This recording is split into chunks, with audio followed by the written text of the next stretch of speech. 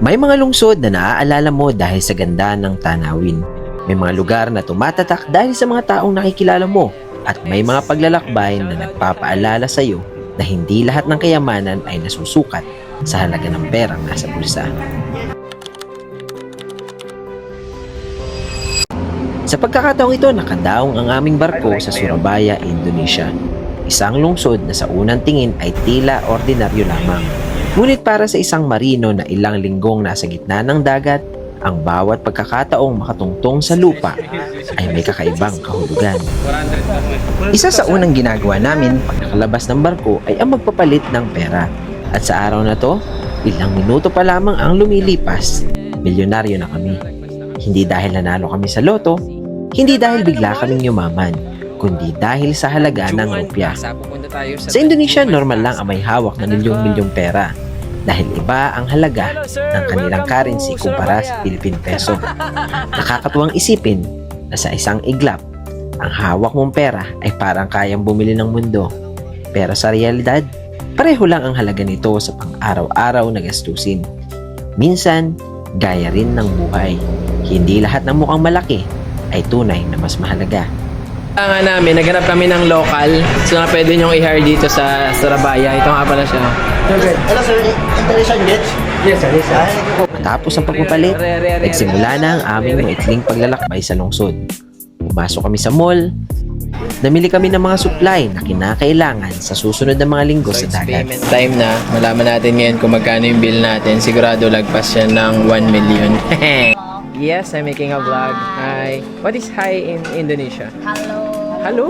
Yes. Welcome to Surabaya. Yes, Indonesia. Yeah, Indonesia. Para sa karamihan ng tao, isa lamang itong ordinaryong araw ng pamimili. Ngunit para sa isang marino, ang bawat minutong ito ay pahinga mula sa ingay ng makina, walang katapusang alon at sa responsibilidad na dala ng buhay sa barko. Pagkatapos ng grocery, nagtipon-tipon kami upang kumain.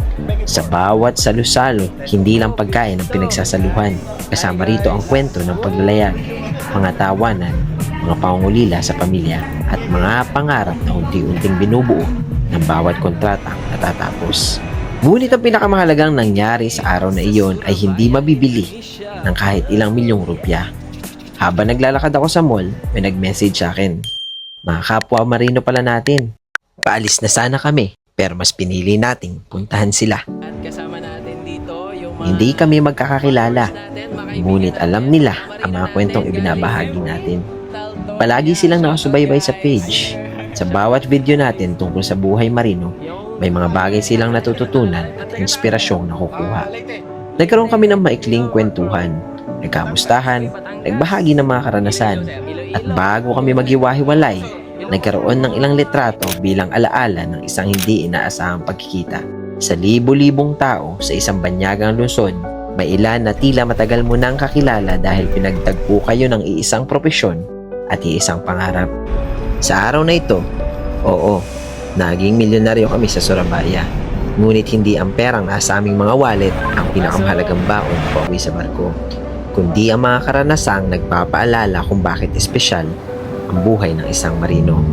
Mga lugar na napupuntahan, mga kulturang natutuklasan, mga kababayang nakikilala sa mga sulok ng mundo, at ang simpleng paalala na ang bawat kwentong ibinabahagi natin mula sa gitna ng karagatan ay maaaring makarating sa puso ng isang taong hindi pa natin nakikilala.